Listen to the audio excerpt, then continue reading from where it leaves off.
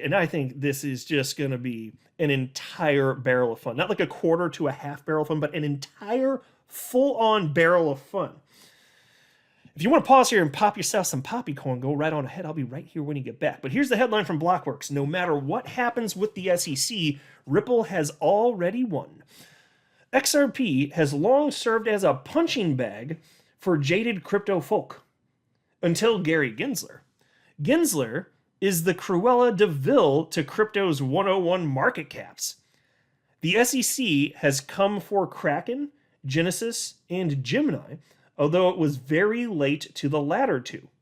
Gensler has prosecuted Library and sued Degenerate-in-Chief Justin Sun over his Tron and BitTorrent offerings just last month. Now, he's even angling for the biggest fish, Coinbase, posturing to sue the top U.S. crypto exchange for trading in alleged unregistered securities. But while the SEC has dished out more than 80 enforcement actions against crypto startups since 2017, 30 of them last year, there is one case that trumps almost all others: the SEC versus Ripple. Although many crypto industry observers previously saw Ripple as the butt of the joke, the SEC case, win or lose, is sparking what appears to be a 180-degree change in how crypto diehards view the long-derided company. Oh, fuck, isn't this is beautiful.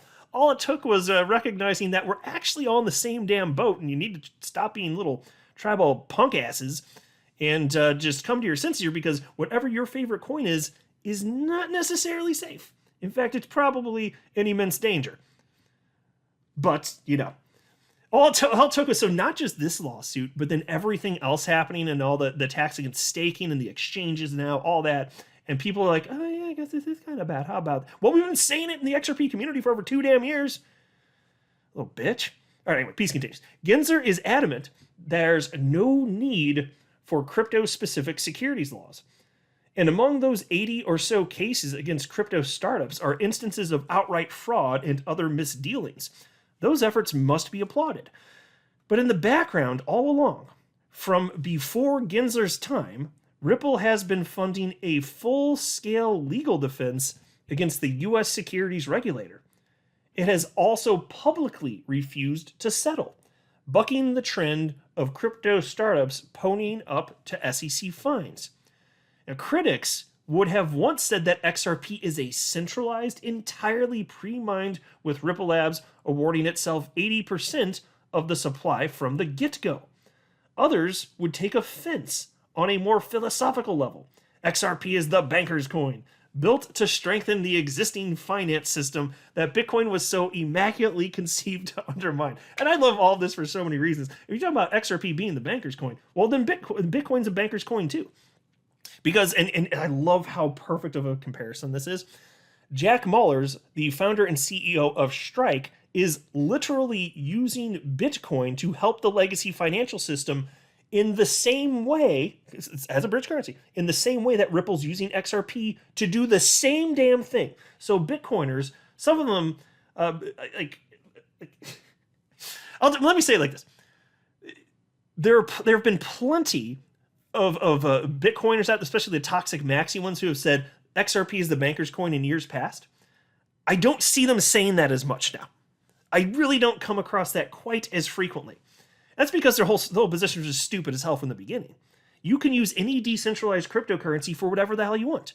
Whether it's XRP or just Bitcoin, pick your coin. If it's decentralized, plug it in to whatever technology stack you want to. Ripple was using it for a thing. Now Jack Mallers with Strike is using it for a thing. And it's the same damn thing. It's the same effort. It's just that they're using Bitcoin and Lightning Network to an attempt to achieve the same goal. So they started with an inferior technology stack, but they're still trying to do the thing that Ripple, they showed their first demo like 8 years ago doing it, something like that.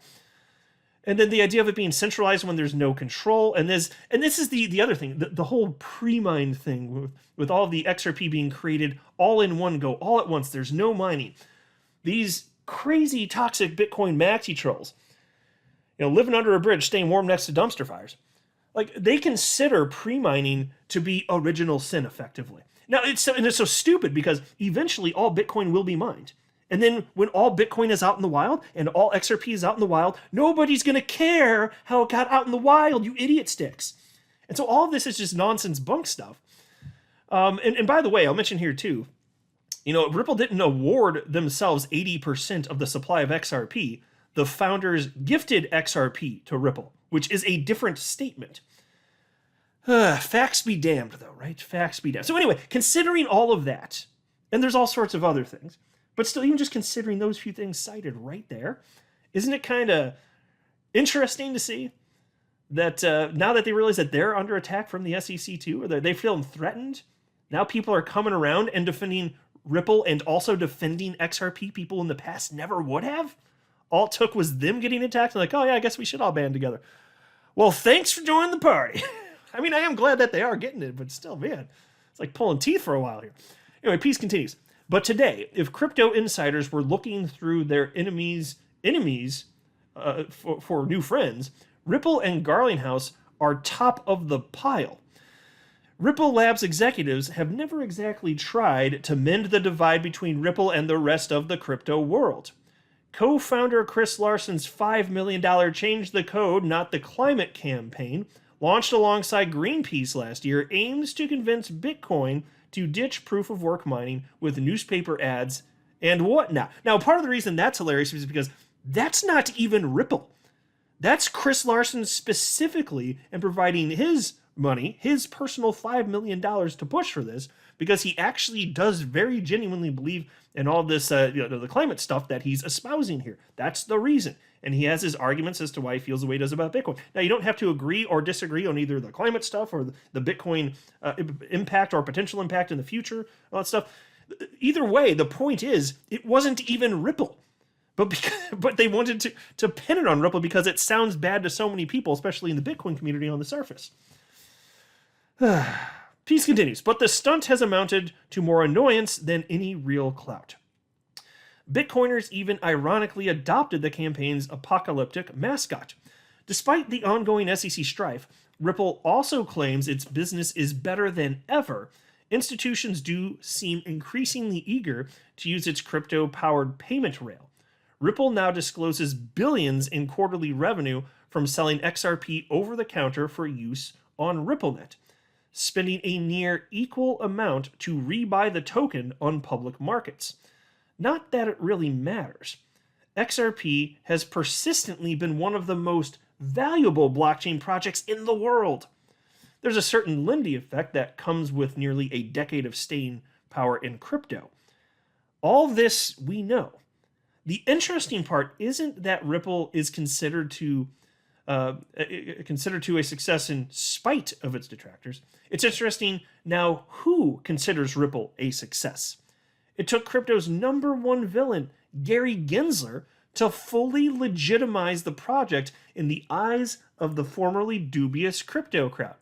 And I'll just note that there's Ryan Selkis, who's the founder of Masari here. He tweeted out on March 21st the following. I've been critical of Ripple in the past, various reasons, but more aligned with them than ever before. Ripple should win the overreaching XRP SEC case, and the XRP ledger should be afforded the opportunity to compete fairly on digital payments infra globally. Demand is there. And mind you, this is a person who up to this point has despised XRP. He would say literal falsehoods, I'm not kidding. He would say literally state things that were not true to drive a narrative. And it's a shame that that was the case. But after all these years of hating it, he has actually come around and realized, hey, it actually is just decentralized software. It's just computer code. You can use it for whatever. He seems to finally be getting it. It just took this kick in the rear side with what's happened from all the SEC stuff for even someone like him. But oh my gosh, the stuff that's come out of his mouth and then and Masari, it's been ridiculous in the past, and it is a pleasure to see this from him. I mean, he hates XRP holders so much, and I've mentioned this a few times over the years. Ryan Selkis, and this is back before I launched my YouTube channel, so nobody even knew who the hell I was. But I remember in a thread about XRP, I didn't even talk to the guy. I never have. But I hit like on a response to something that he was saying about XRP. So somebody was rebutting whatever Ryan Selkis said about XRP. I hit like on whatever that was, And then he blocked me and apparently everyone else that hit like. I was like, okay, close my, and I'm brand new to crypto. I'm like, well, that's a nice hello, right? I'm still just, I think that what he's saying is wrong about XRP. I'm still learning about crypto. And I guess that I just should I should not have had the opinion that I had, but that's why it's so funny now. He's come around to my way of thinking after all of these years. And he's one of the most well-known individuals in the crypto space in general. So it is a positive thing. So, I'm happy to let the past be in the past, but I'm just sharing information so that you're all aware of how big of a deal it is. This is something this is like hell is frozen over. I never thought that this would ever happen. I just thought he was so closed-minded and that his favorite food on the planet was room temperature cottage cheese, but apparently he's open to other food items as well. I just didn't know that until recently. Piece continues. It used to be that crypto startups were cursed if their tokens were labeled securities. Something must be wrong with the project if even the SEC knows it's centralized. But now, the agency's fixation on interest-bearing crypto accounts, Coinbase's proposed lending product, and Kraken's staking as a service offerings has set the stage for Ripple's redemption arc. It seems...